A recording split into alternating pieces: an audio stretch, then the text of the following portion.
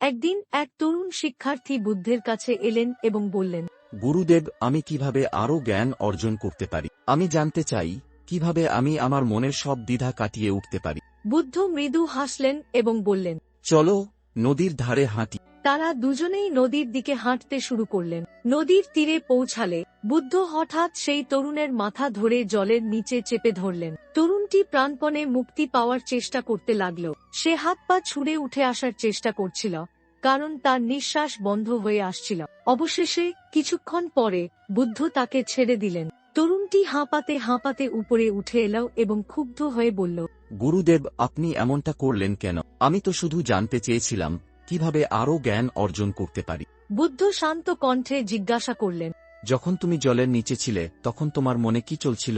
তরুণটি বলল, আমি শুধু তাজা বাতাসের কথা ভাবছিলাম। আমি প্রাণপণে নিঃশ্বাস নেওয়ার চেষ্টা করছিলাম। আমার পুরো মনোযোগ শুধু বাঁচার ইচ্ছার ওপর কেন্দ্রীভূত ছিল।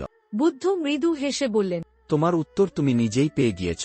যখন তোমার জ্ঞান অর্জনের ইচ্ছা এতটাই প্রবল হবে, যতটা তুমি বাঁচার জন্য নিঃশ্বাস নেওয়ার চেষ্টা করছিলে, তখনই তুমি প্রকৃত জ্ঞানের পথে এগিয়ে যেতে পারবে। তরুণটি বুদ্ধের কথার গভীরতা উপলব্ধি করল।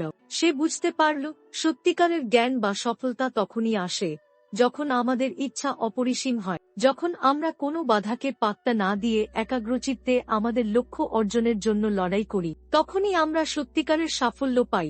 জীবনে যদি সত্যিই বড় কিছু হতে চান, যদি জ্ঞানের আলোয় আলোকিত হতে চান, তবে আপনাকে নিঃশ্বাস নেওয়ার মতো তীব্র ইচ্ছা থাকতে হবে। বাধা আসবেই, কিন্তু সেই বাধা পেরিয়ে যারা এগিয়ে যেতে পারে তারাই ইতিহাস গড়ে।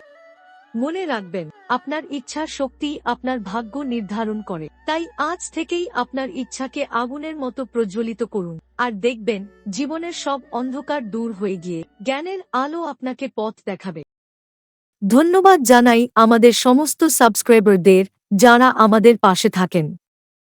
আর যারা এখনো সাবস্ক্রাইব করেননি, দয়া করে সাবস্ক্রাইব করুন, কারণ আমরা আপনাদের জন্য এমন আরও অনুপ্রেরণামূলক গল্প আনতে থাকব।